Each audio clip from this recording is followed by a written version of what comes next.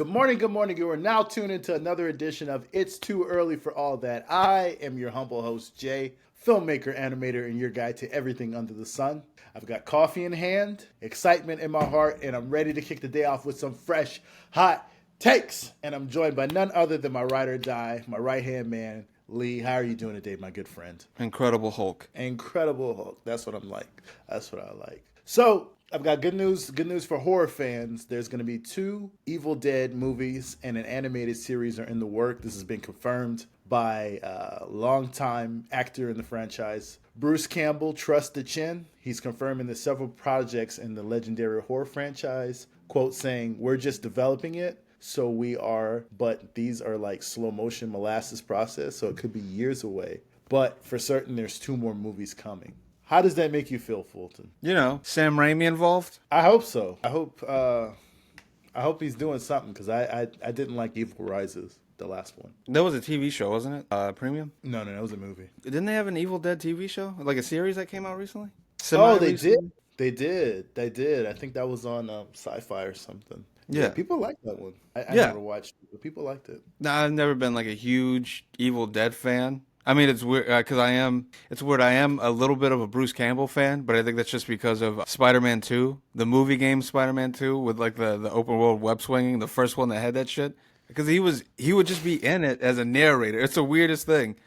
Because I remember I would let you, if you hit the tokens and shit like that. I think he was in the first Spider-Man game too. But if you hit the tokens and shit, he's the one who's talking to you the entire time, and he would have like sort of witty dialogue. And then I was just sort of like, who the fuck is this? And everyone older than me was just like, dude, you don't know Bruce Campbell? You don't know Bruce Campbell? Dude, and I'm like, I'm fucking 12. He named Spider-Man in the movie, in the first one. Yeah, and it's like, I'm fucking 12. I don't Yeah. know these fucking references that you're talking about. Evil Dead. And they would show me the picture of him with like, you know, the boomstick and the fucking chainsaw hand. I'd be like, oh, I've seen him. I don't know what the fuck that is. I'm not allowed to watch that. Yeah, never been a huge Evil Dead fan. A little before my time. Okay. Well, I saw Evil Dead on VHS. I'm not gonna lie. Fucked me up. Scared the shit out of me. The first one did. And I've kind of been a fan ever since then because the first one is like really scary, to me at least. It's a really scary film.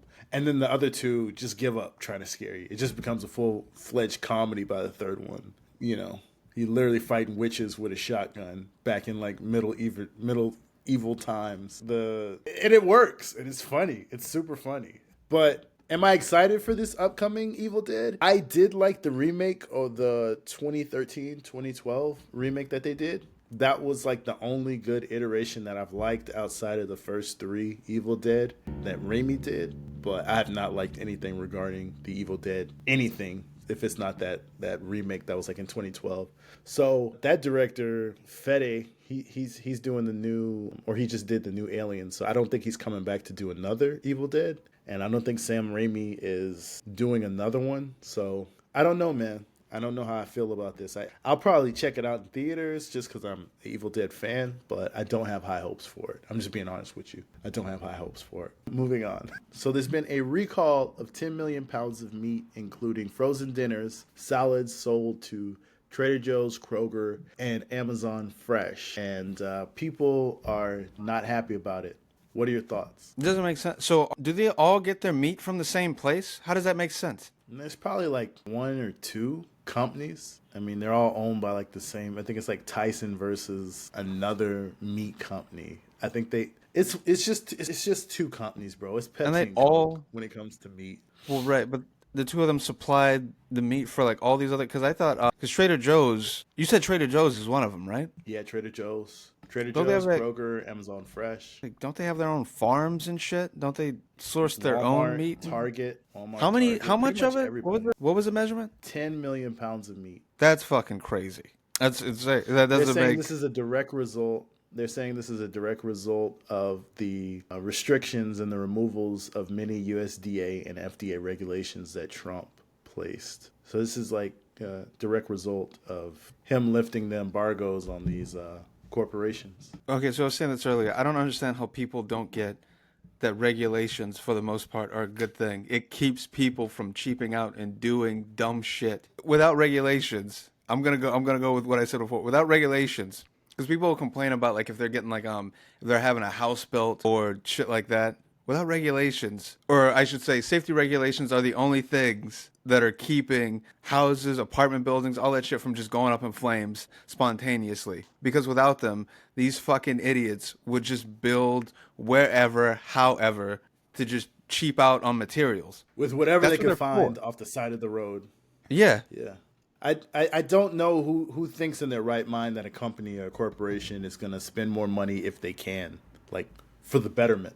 Like, everyone knows that every corporation is like, we have to squeeze it for every dollar we possibly can. And they're not going to take the high road or try and spend the more money. So why would I expect them to add more if you take the lenses off of them as far as like the meat packing industry? We all know that they're going to take the path of least resistance, which is no oversight. You know, they get cheaper workers, work them more. Remember how they did them during COVID?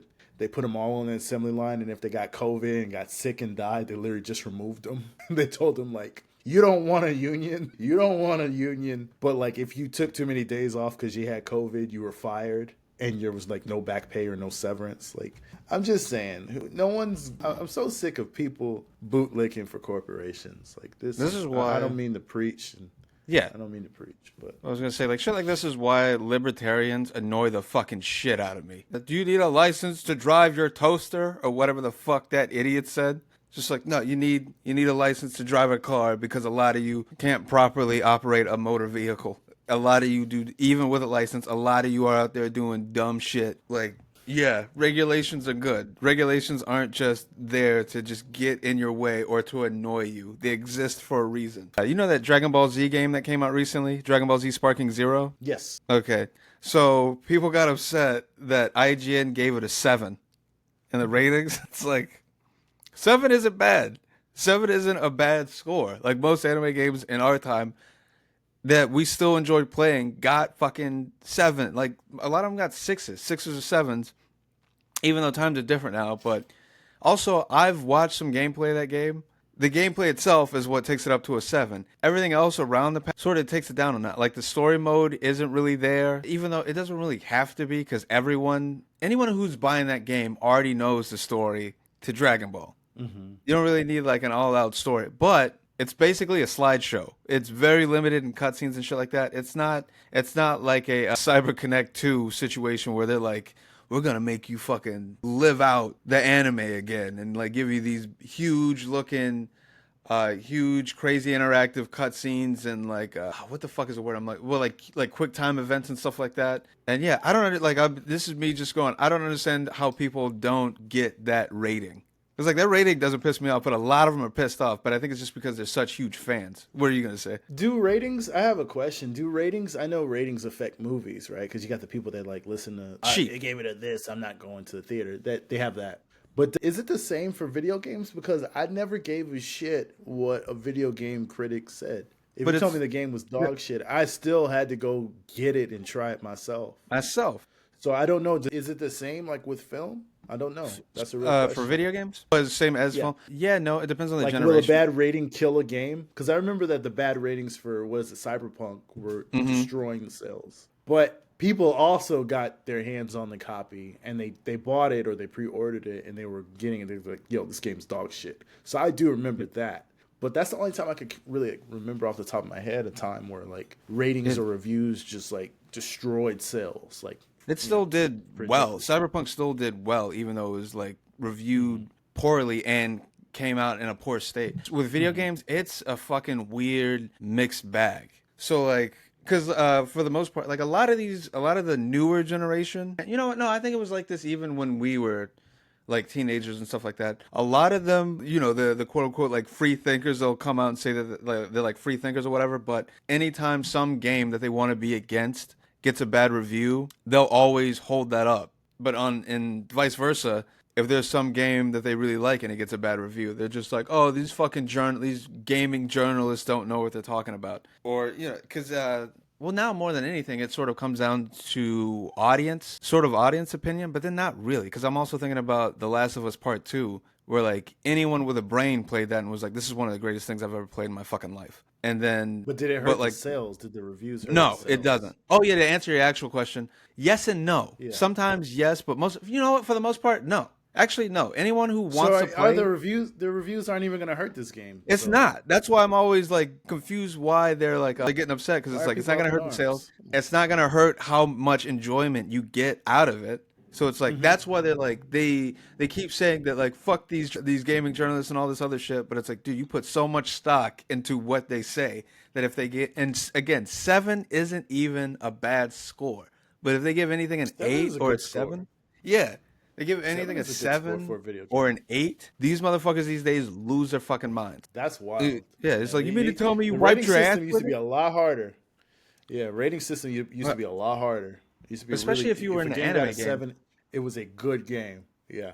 So if you could make your own anime game, what that doesn't have its own game, what would be an anime video game that you would make? And then also, what would be the style of the game? It's a good question. Fuck, I thought about this before even. Oh, you know what? What's a newer anime that just came out? But I'd say Dandadan. But I would want that to be in the style of a weird mix between Persona and Shadow Hearts. People that have played that'll know what I mean. But that Dandadan, that would be my answer. I would want it to play like a Done to done. JRPG that would play like a Shadow Hearts, a mix between Shadow Hearts and Persona. I You would got want one? to do Blue Lock. Yeah, I would want to do Blue Lock, and it would be just basically just a regular ass FIFA type game. Nah, like a backyard soccer game. Yeah, Arcadey type shit. like Yeah, very, yeah, yeah. yeah, arcade style, not like fun, not like FIFA. No, no, no, Not arcade like simulation. street NBA, NFL street style. I would like it like that. Fun power ups, things like that. Yeah, Yeah. everybody fucking wants that. There are a bunch of like, like there are a bunch of or animes that are IPs that people want games like that, like exactly what you described, like Kuroko's basketball. People want like an NBA Street, specifically Oh like Volume man, Two or something like that, style of that, yeah. or like you know what they actually have that. What you're talking? There's a game called Captain Tsubasa. That's sort of like around the same vein. I have the demo on my console and I've never touched it. I've been meaning to touch that thing for like a fucking year now. That's wild. That's an insane statement right there. So, okay, so this is funny because we were actually talking about Until Dawn earlier, which is a visual novel style game. There's another one that came out around like during the era of everyone trying to make their own visual novel games. You know, when those rose to prominence. One called Life is Strange. Have you ever heard of it? Life is strange. No, I have not. Okay, it's basically like they said like the creators said they were more inspired by it's from Don't Nod. They were inspired by like Twin Peaks or something like that. Like they wanted that same sort of aesthetic going on. It's where you play as this they have like I think they have like 3 games, but the first one is the most popular one when it comes to the characters because each iteration has their own cast. But the first one has this one girl, I want to say her name's Chloe. No,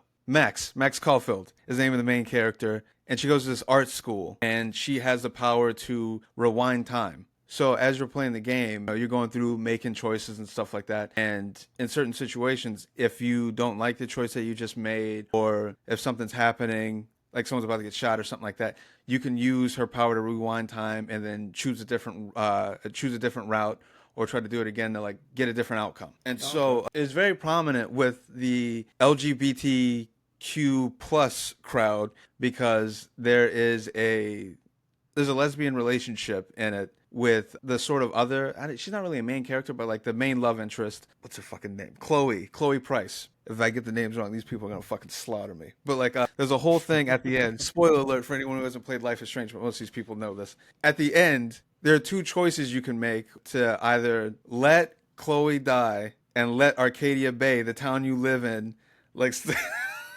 the fuck, like stay, like it won't get destroyed, or let Arcadia Bay get destroyed, and you keep Chloe alive, and you two go off and like live with each other and do whatever the fuck. So they're releasing like a new Life is Strange. It's gonna be coming out sometime next year or soonish or whatever. And it's gonna be like I told you, the other games, the other sequels had different characters, but this new one, it's gonna bring her back, the main character from the first game.